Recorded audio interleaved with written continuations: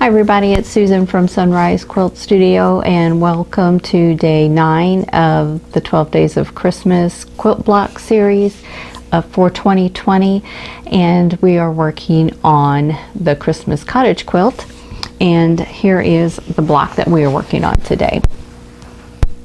Cute little cottage with a Christmas tree. Of course, they're all cute little cottages with Christmas trees, but I hope you'll stay with me and I'll show you how to put this one together. I am ready to work on house block number 9, and here is the layout sheet for it. So it's a cute little thatched roof cottage, a door and 2 windows and a chimney, and that's all I have on this one. So it's just a simple little house. It's not very complicated, but we're going to do the same thing. We're going to put the windows and the doors together into collages, and then put the collages on the house and put the house together. So I'm going to start with the door, and I chose this green and gold piece, and I'm just going to peel off the backing. I am using Easy Steam 2, and I'm just going to lay that down. And then we'll put on the door frame. And I've mentioned in a couple of the other videos that you don't have to use all the pieces that come with these. If you don't want a door frame, don't add it. Just, you know, put your door in and there you're done. You don't need to put this in. It's just a little extra something. I think it looks cute, and just gives a little extra pop, I think, but it isn't necessary. So, and this is this pressure sensitive fusible, and when you're playing with this and adjusting all your pieces, just be careful and not to stretch it out of shape, because your fabric can still stretch even though it has the glue on it. So just be easy with that, be gentle with that. Okay, my windows, so I've got a silver fabric, silver and gray and white.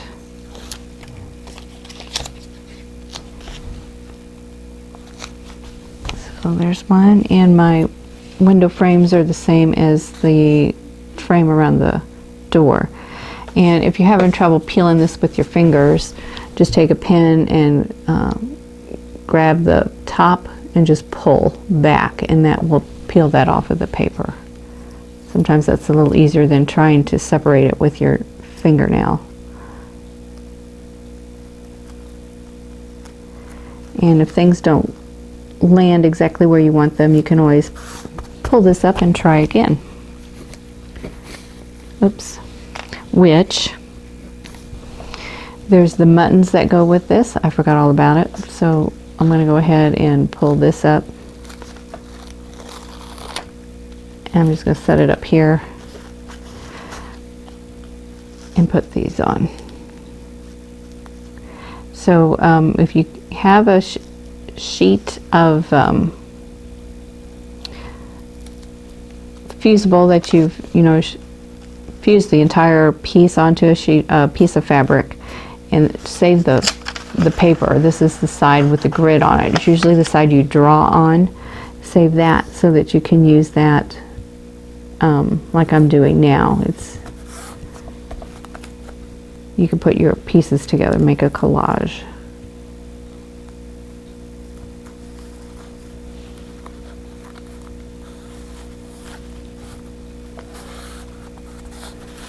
Okay, there's one window.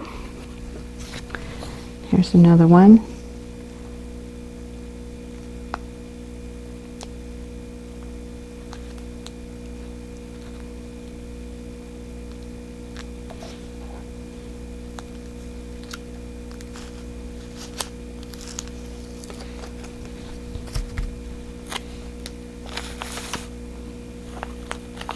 Let's lay that one down.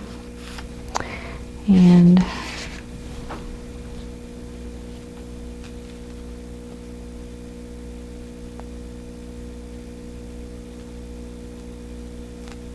this little frame.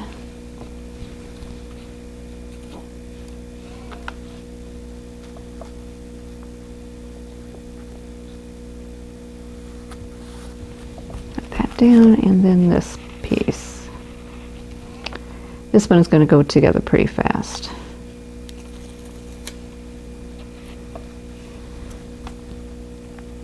And we'll put this one on.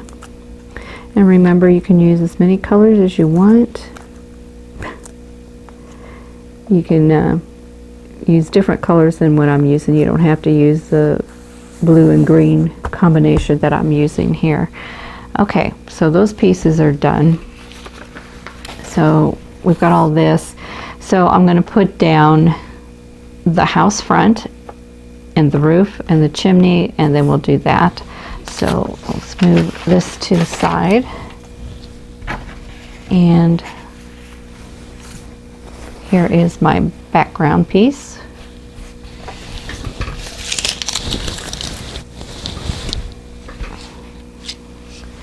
Okay, so I want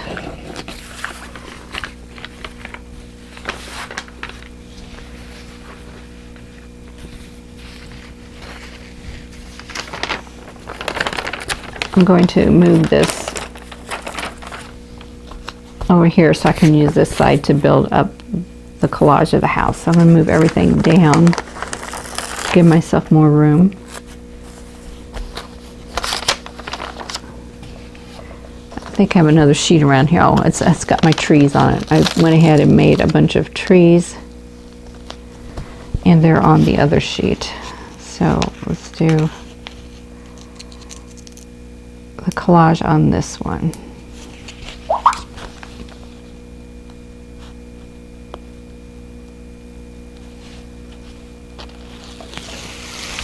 Okay, this is the first house that I've made that is green. I was saving the green for the trees, but I have plenty of green fabric, so I'm good.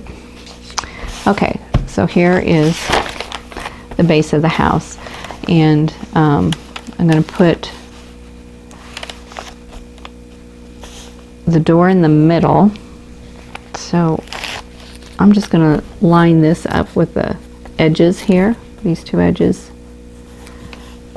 and then line up the door. And if you have a little bit hanging off, that's not a problem because you can always trim it off. But you probably don't want to have like the house part showing, so I need to get up here so I can see a little better. There we go. So this little bit that's hanging over right there, I can trim that off, so that's not a problem. Okay, so now the windows are lining up with the top of the door, so I'll do the same here,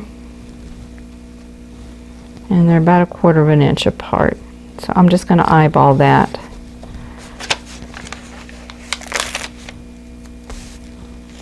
And that's what the back side of that one looks like.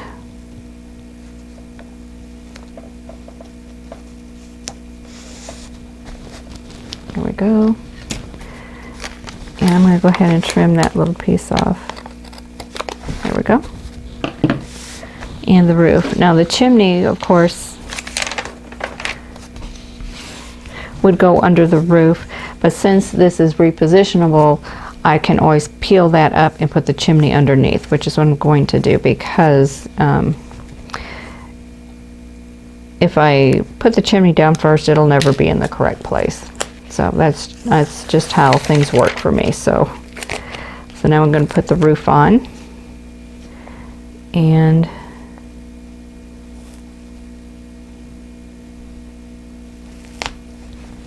I think that's, just want to make sure I'm overlapping the house, and I'm trying to keep it even up here.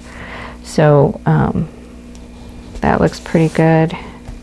And then the chimney piece. So I have a blue and green house.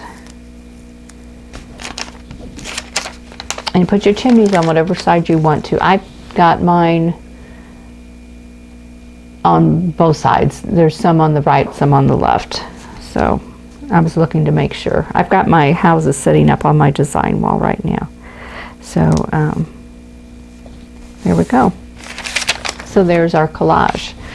Now this house it isn't as narrow as some of them, but it's still narrow enough that if I slide this over, I could get a tree.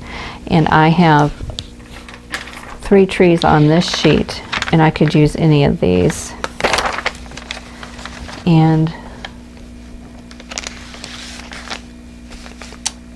kind of audition that.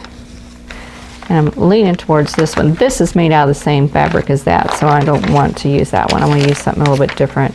But this has all the gold on it like the rest of the house does. You could also make a tree out of some of the blue fabric. You don't have to make them green. I've got 2 of them that have blue fabric in them. Or 3. I have one that is like this one that has got blue fabric, and then I have the stacked trees with one with the triangles, and then one with that looks like this, you know, with the scallops on it. That tree also has blue in it. It's all blue fabrics. So you know, just do what you like. I think I'm going to go ahead and use this one. So then what I need to do is position it center from top to bottom. And so I'm going to take my ruler, and this is 12.5 inches, so I'll go at 6 1/4. I'm just going to mark it here in the seam allowance so that I don't, so that mark won't show, because I'm just using a regular pencil. And then I'll just peel up the house, which is so neat the way that works.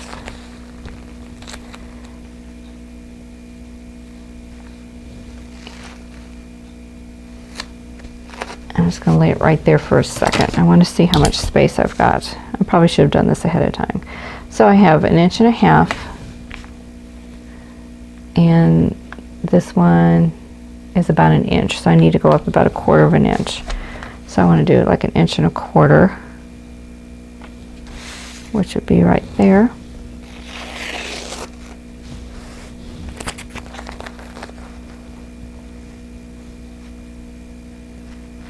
And I want to make sure I'm leaving enough space for my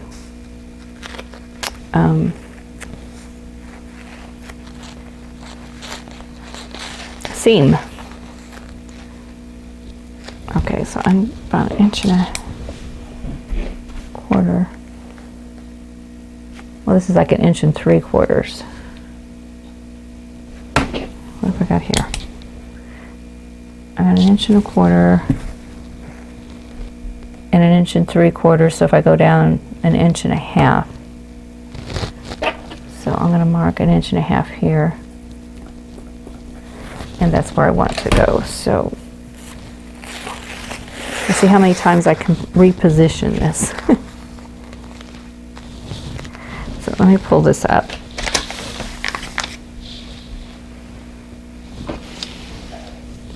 So that my ruler will balance a little bit better.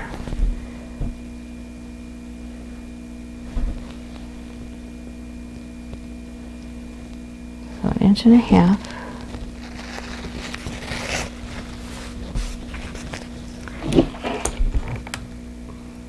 And press that down a little bit.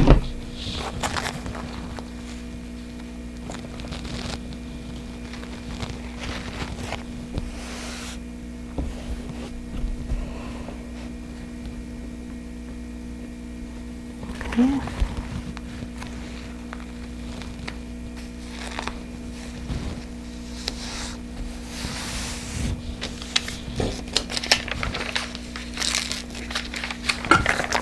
And now I'm going to peel this tree off, and that's going to go right here.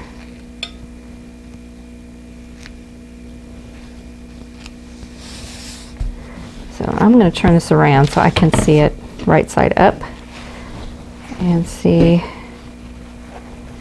yeah, I think that looks pretty good. So anyway, so I'm just going to finger press this down really well, and I'm ready to steam it down. I think I see something I may want to change. Yep. I need to move my frame over just a touch.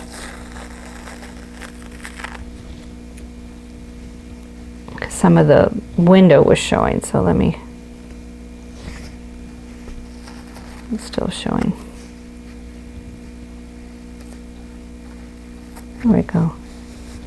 Okay, so look it over really good and see if you need to make any changes, and if you don't need to make any changes, then you're ready to fuse it down. So on my fusible, I need to press it with steam and cover it with a damp cloth, a damp pressing cloth.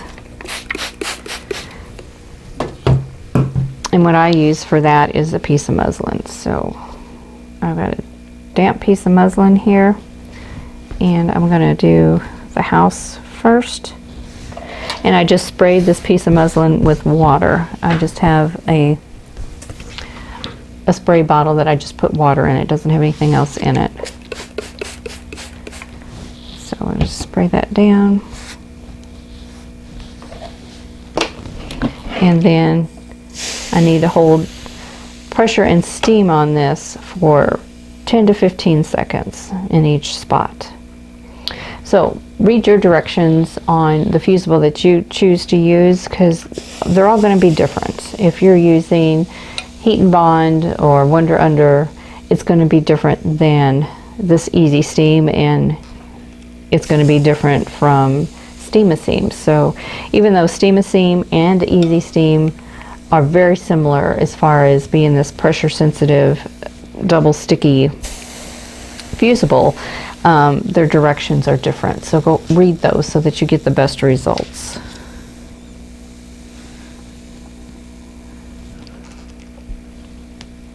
And once you do steam this down, you're not going to be able to reposition your pieces, so make sure you've got everything where you want it.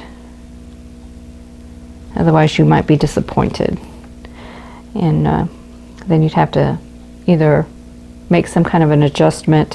One thing though with fusible is you can fuse things on top of what you already have down here. I did that with one house. I got it all fused down, and then I looked at it, and it's like there wasn't enough contrast in the window frame. And it was one that was in a roof peak. It was a circle one, and I didn't like it. So I cut out new pieces and just fused them right on top, and that took care of the problem. So there are things that you can do to correct something even after you have permanently fused it down. So let's fuse this tree on.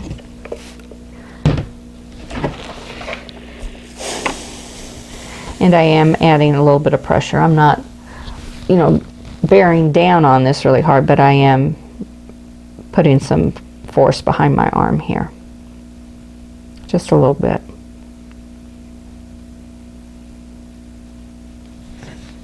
So I hope you are enjoying this series. I've had a lot of fun with it. I changed my mind several times on this project as I was working on it. I've been working on it since September, and it is completely different from what I started out doing. But as I worked on it, I kept making changes to make it the way I wanted it to be. As I worked on it, I found things to improve it. So anyway, I'm really enjoying it, and I hope you are too. So here is block number 9. Thanks for watching. For more quilting ideas, click on the video links. And to keep up with my latest projects, click on the subscribe button. I hope to see you again soon.